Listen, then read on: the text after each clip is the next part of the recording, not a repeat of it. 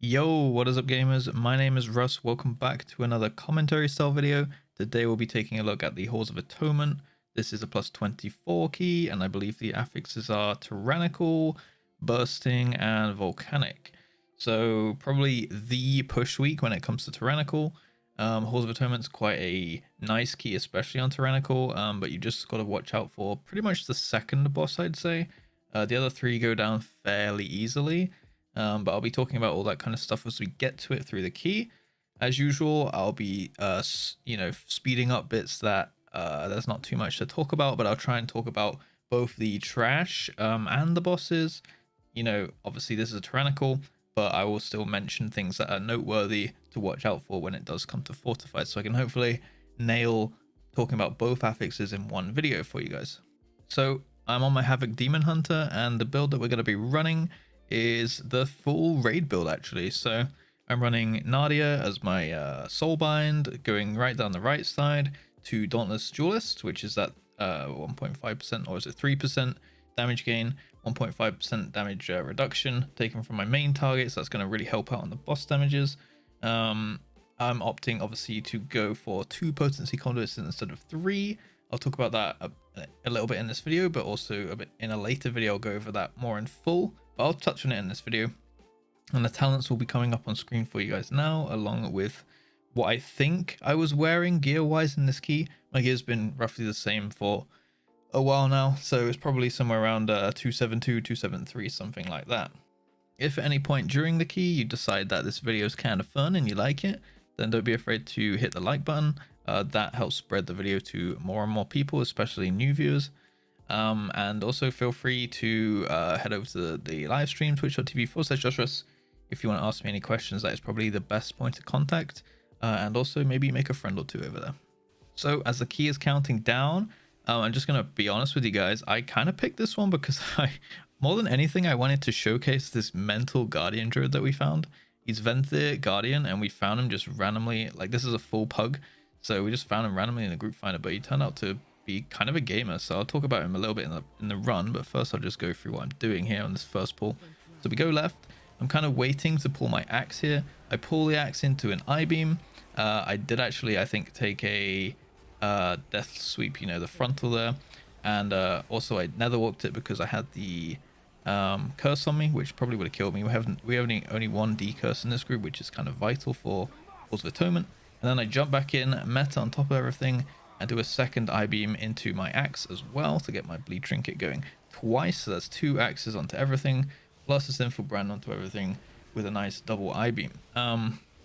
Almost got a triple into the pack, but I was focusing on surviving.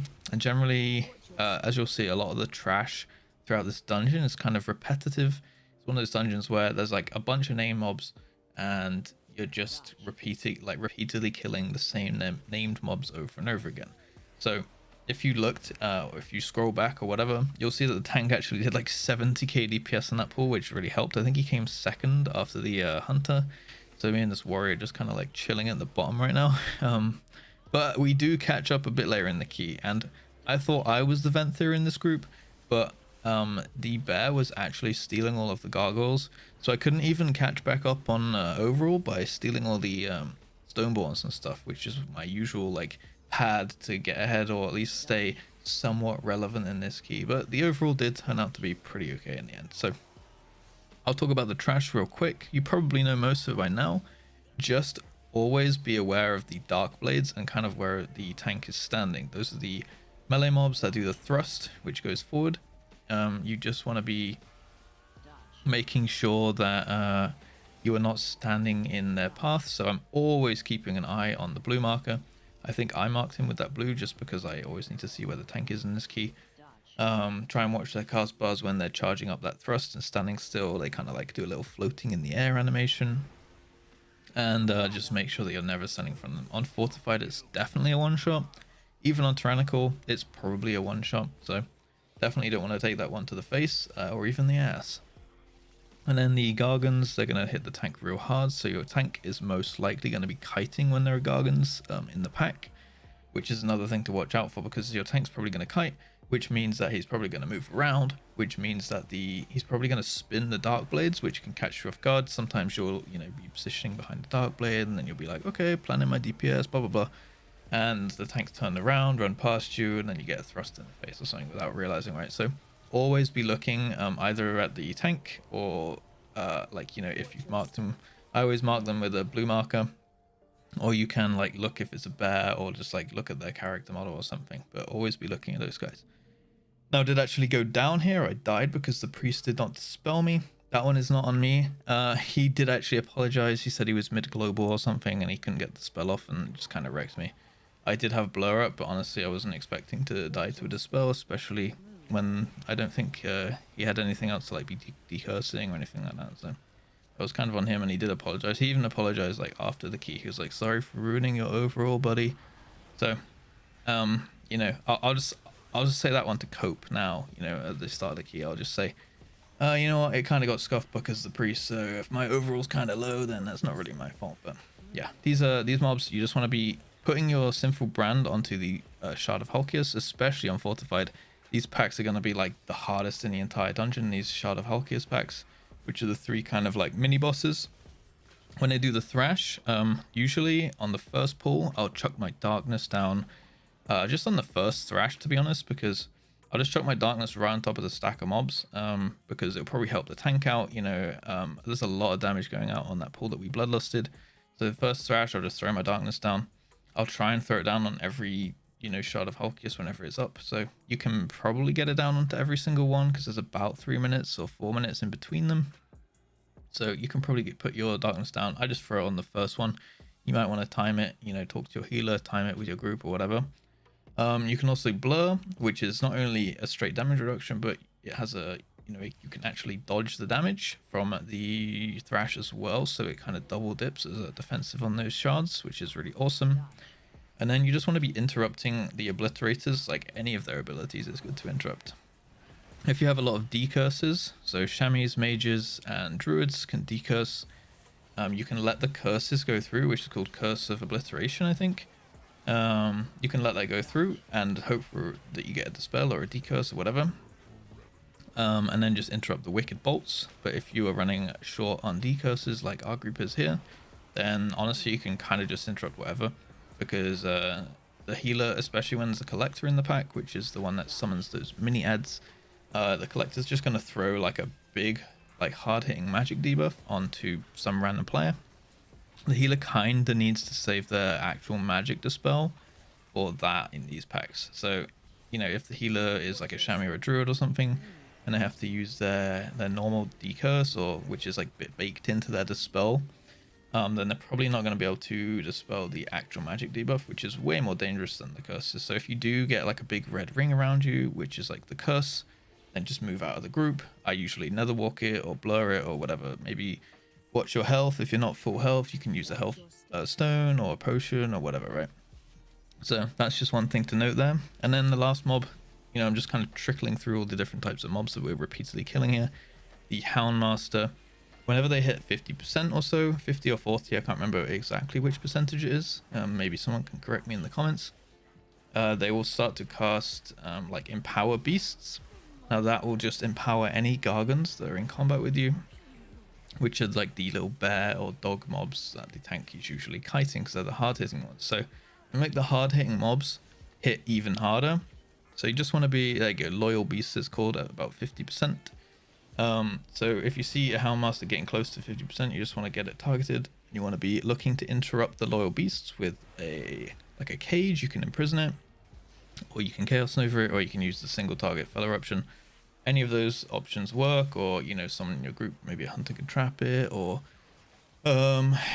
basically any stop, you know, like a Typhoon would even work, or anything like that, like a knockback or anything. So just make sure someone's on top of that, but you can do that as a demon hunter, making sure that you go out your way to interrupt the loyal beasts. And if that does go off, it's not the end of the world. You can soothe the dogs, or your tank can just fucking run. But even better if you can just get the stop going, and then you can switch back to whatever you were doing. So again, double dark blade pack. I'm just looking where this bear is standing at all times, so that I'm making sure that I can not get the deadly thrust into my face or my back or anything, right? and just throw your interrupt out on anything you can, really. I actually think I might make a video about this later down the line, but I'm wondering if it's worth a full video. If you see my cast bars on my enemy nameplates here, you see how it's yellow sometimes and green other times. Green is when my interrupt is ready, and yellow is when it's not, which is really, really useful. I feel like it's improved my interrupt game insane amounts. I used to be someone who was like, you know, I'd do some interrupts here and there, especially when someone was on TeamSpeak with me or Discord or whatever, calling them. I'd be like, they'd be like, Russ, next interrupt, and I'd always hit it, right? But I'd never really just throw my interrupt out whenever it was ready. I do that way more often now, unless I'm saving it for a specific ability if I'm assigned to something. If I see something going through, I'll just interrupt it if it's up. And these nameplates have helped massively with that. So yeah, it's just a mod on Plater, to be honest. I use a Plater setup, and I just found this mod on Wago called like interrupt bar green or something. I can't remember what it's called. I'll try and find it. I'll link it in the video or link it in the description down below. But that has helped me massively with my interrupting, and usually I'll be kind of topping interrupts throughout a key almost in every single group that I do, and I feel like it's almost just down to that Plater mod itself, which yeah, is huge. Honestly, it's an absolute game changer, at least for me. Someone who wasn't terrible at interrupting, but definitely wasn't good at interrupting, I wouldn't say. I'd say it probably almost doubled the amount that I actually interrupt throughout a dungeon, and it's free, plus it's a DPS gain as a demon hunter as well, right? So pretty awesome. On this boss, if you are the Venthyr, your tank will probably pull both Stoneborns, which you'll just have to, once both get in range, the way that you take two is you just wait till they're both in range, and then you just spam click the extra action button. You can click it with your mouse or macro or whatever. Just spam click it, and you'll take one, and it will already start the cast on the next one, while the button kind of disappears. So you can take two. You cannot take three, but you can take two. So you'll usually take two in. You know, spam the button, take two Stoneborns, and then the tank will pull in the third Stoneborn, like, as the fight goes on. So you can see the tank got both the start ones, and I got the third one, because he pulled the boss over to it, right? We did have the priest go down there, but luckily we got what's it called? A guardian for the combat res. Now, this boss, pretty easy one as far as they go. Just watch, again, like the tank. Just watch the tank. He'll be constantly doing smashes on the tank.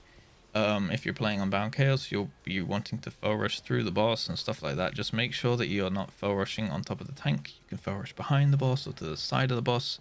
Just make sure that you imagine kind of like a 5-yard circle around the tank at all times. And you never want to be standing on that, because he does this frontal smash, which leaves a patch on the ground.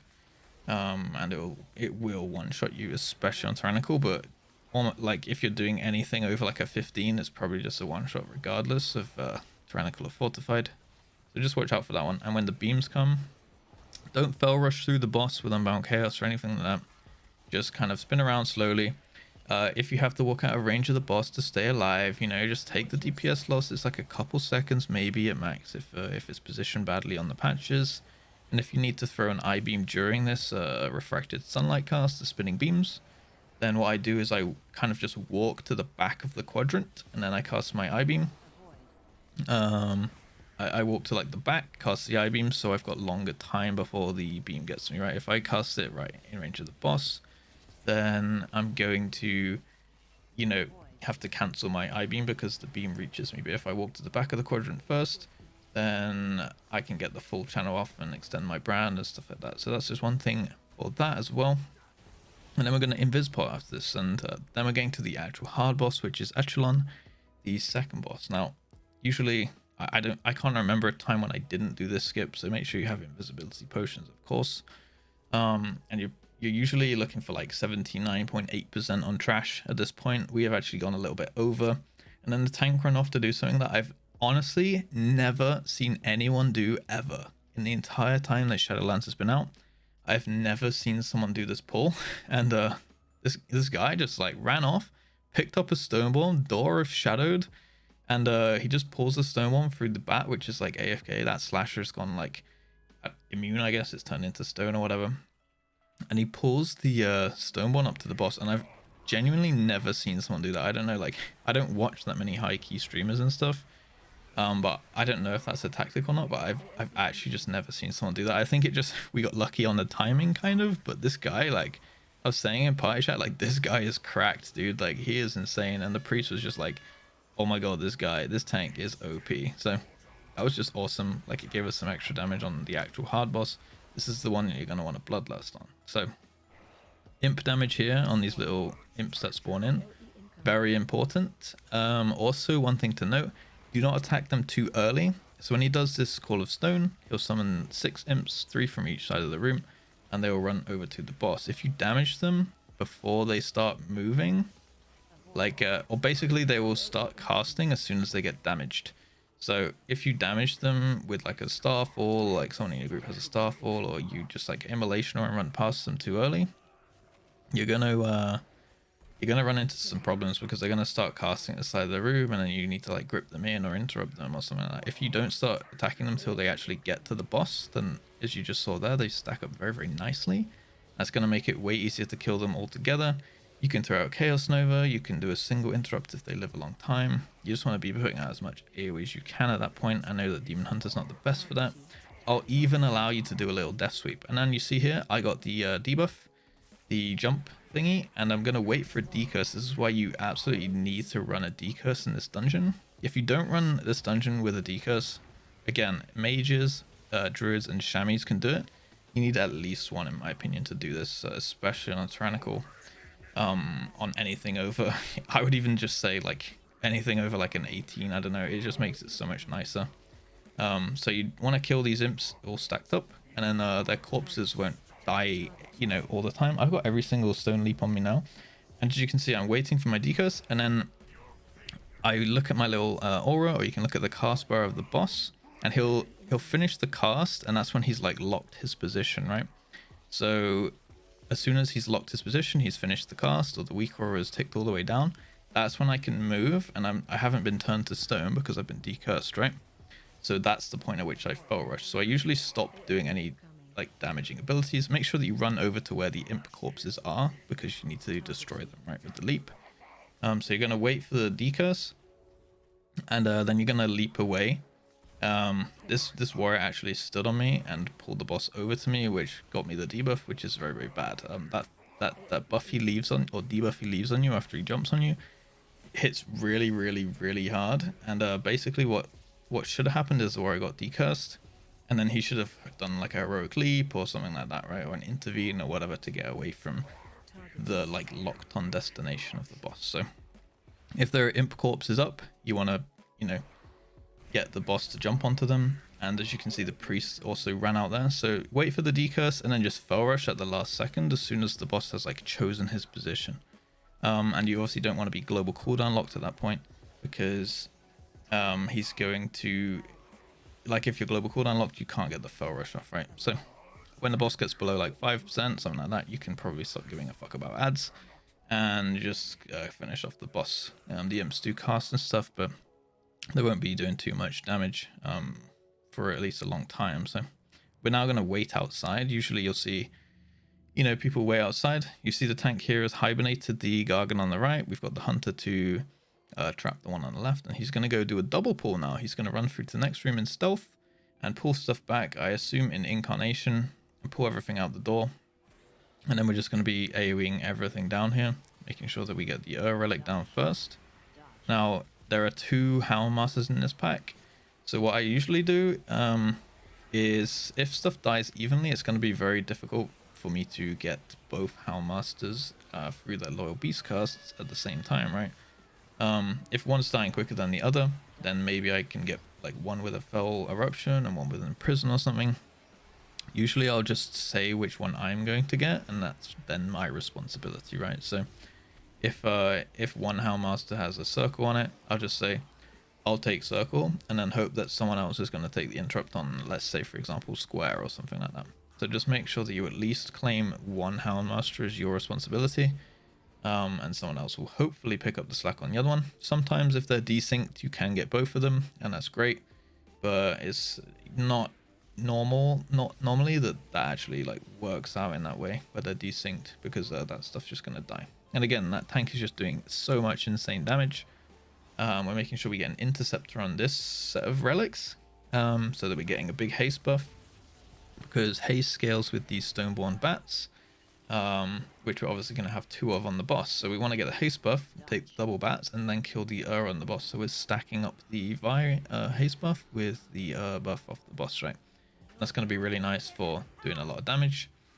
And also it's going to scale with the stoneborns, which again, greedily, the druid is taking, sadly. So he's going to probably do really big damage on this boss. You can see he's doing like 28k on single target here. And that's just because he's double stoneborn with Vi.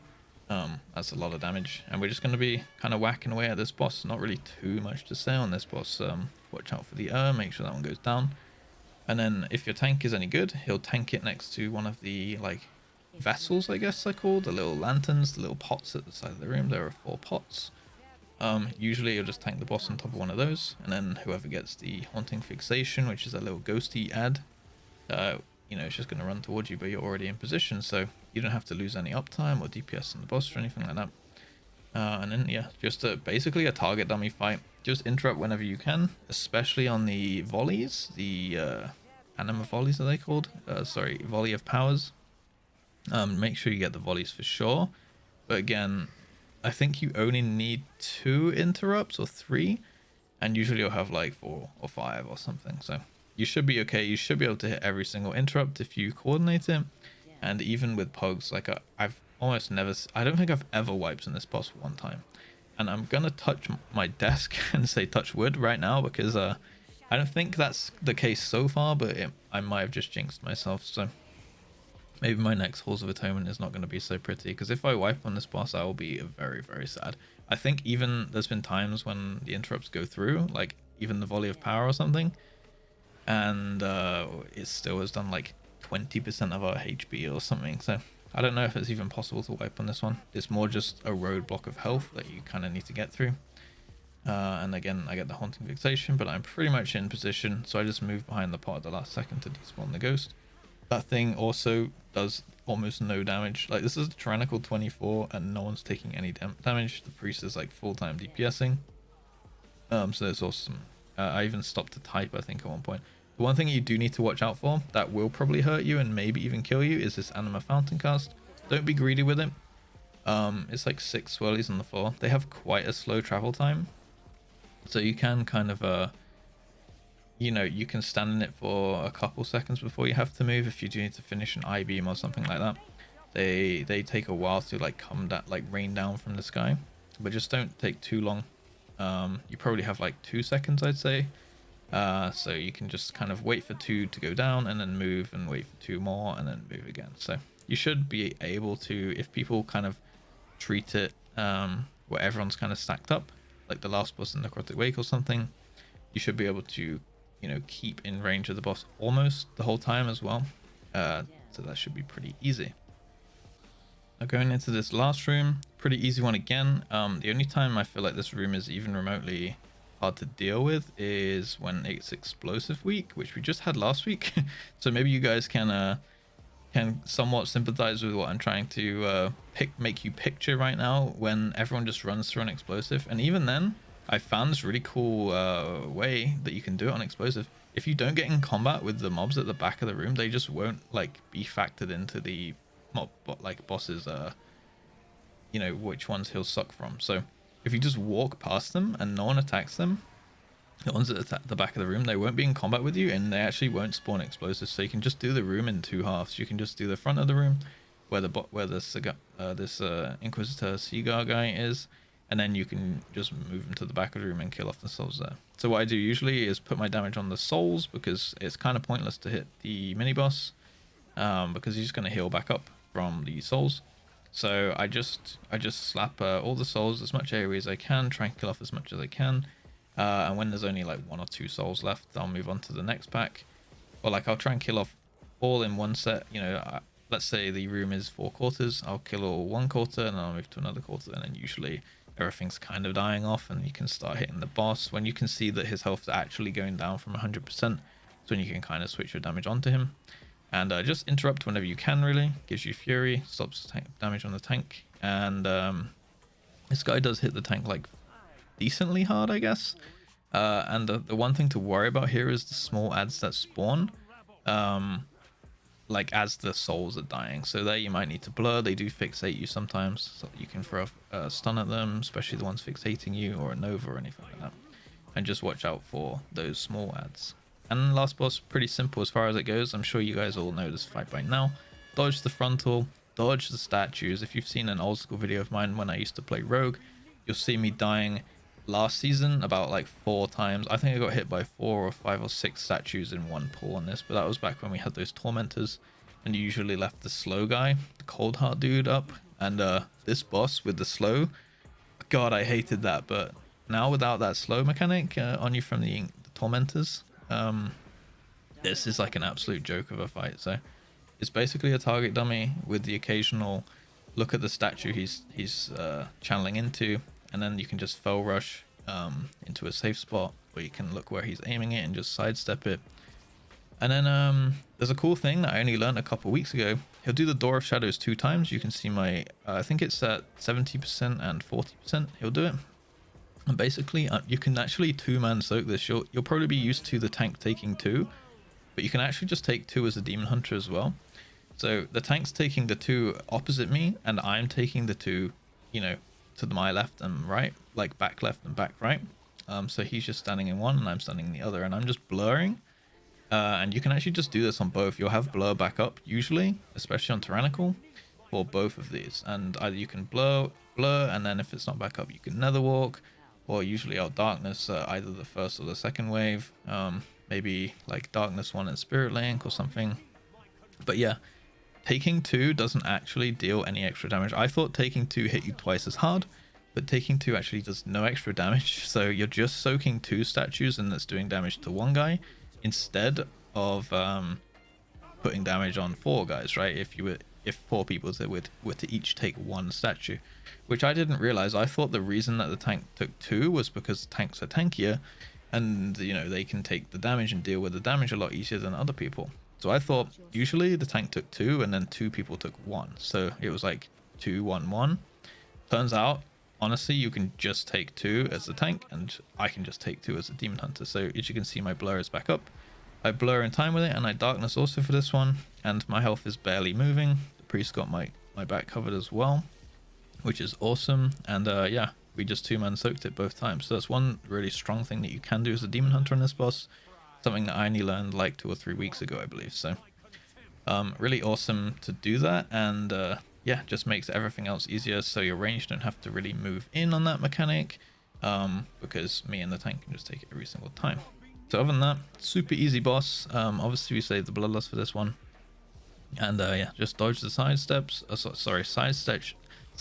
the statues, dodge the frontal that he throws out every now and then. I've almost never seen someone get hit by that, but I have seen someone, and I believe it was like a mage. You know, it's always the classes that can dodge the frontals the easiest that get hit by it, right?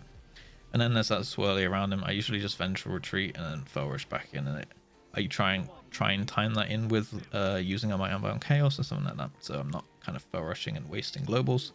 But yeah, pretty easy boss, and I'd say overall cool dungeon. I really like this tank though. I wanted to try and like do some more keys with him in future, because this guy was cool. And I even told these guys that they were going on YouTube after this key, so I thought I basically have to put this one up, right?